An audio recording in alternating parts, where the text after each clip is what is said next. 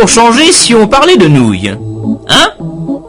Eh bien, d'un côté, il y a nous, les consommateurs de nouilles, et quelque part assez loin, il y a les producteurs de nouilles avec des machines à nouilles. Mais quand un soir on a décidé de manger des nouilles, ce n'est pas obligatoire que les machines à nouilles se mettent à travailler juste à ce moment-là. Non, entre le producteur et le consommateur, il y a comme on dit des stocks. Mais l'électricité, ce n'est pas pareil. On ne peut pas la mettre en réserve, ni dans les prises, ni dans les fils, ni dans les usines. Alors comment fait-on? Supposons d'abord qu'il n'y ait qu'une usine pour alimenter votre région. Dès qu'un consommateur va avoir besoin d'une puissance de 3 kW pour faire cuire des nouilles par exemple, eh bien il faut que la centrale débite immédiatement sur le réseau 3 kW de plus. Et il n'y a pas à attendre demain matin. Alors le monsieur de la centrale va pousser sa turbine pour augmenter la puissance de 3 kW. Et réciproquement, bien sûr, si quelque part quelqu'un débranche une machine de 300 kW, une machine à nouilles par exemple, eh bien, côté centrale, il va falloir réduire la puissance de 300 kW. Oui, à tout moment, la puissance fournie au réseau doit être exactement égale à la puissance totale demandée par les consommateurs.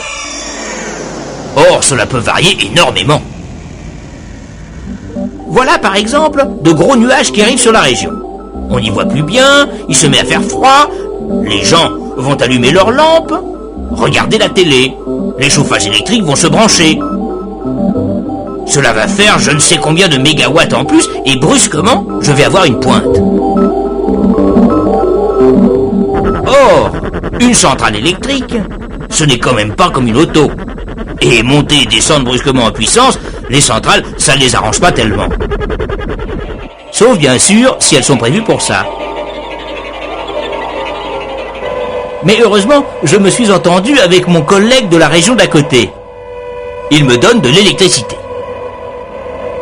Un peu plus tard, le nuage arrive chez lui, c'est à moi de lui donner de l'électricité. Nos deux centrales sont, comme on dit, interconnectées, et au lieu d'avoir deux pointes brusques, on a quelque chose de beaucoup mieux. Alors ce qu'on fait avec deux centrales, on peut le faire au niveau du pays tout entier. Des quantités de centrales, un réseau d'interconnexion qui mettent en commun leur production.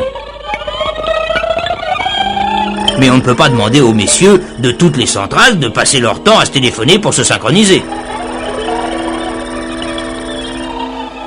Non, il y a d'autres messieurs répondant au joli nom de dispatchers et qui s'occupent de ça.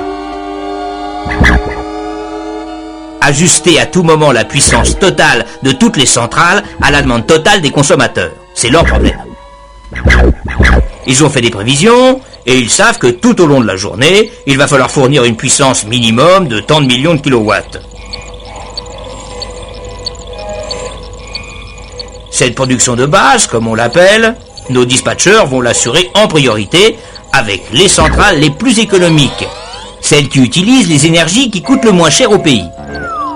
Et celles-là, on va les faire marcher au maximum de leur capacité, sans leur demander de s'occuper des pointes ni de rien. Pour les creux et les bosses, alors là, entrent en scène des centrales spécialisées dans ce genre de sport. Celles qui montent et descendent en puissance facilement. Ainsi, l'interconnexion est-elle un moyen de tirer le meilleur parti des ressources énergétiques du pays. Ainsi, grâce à l'interconnexion, le pays tout entier peut-il venir en aide à une région qui, tout d'un coup, a besoin d'un supplément d'électricité. Non, l'énergie électrique, cela ne peut pas se stocker comme l'eau ou comme les nouilles. Par contre, cela se transporte d'un bout à l'autre du pays à la vitesse de la lumière. Et ça, on ne peut pas en dire autant des nouilles.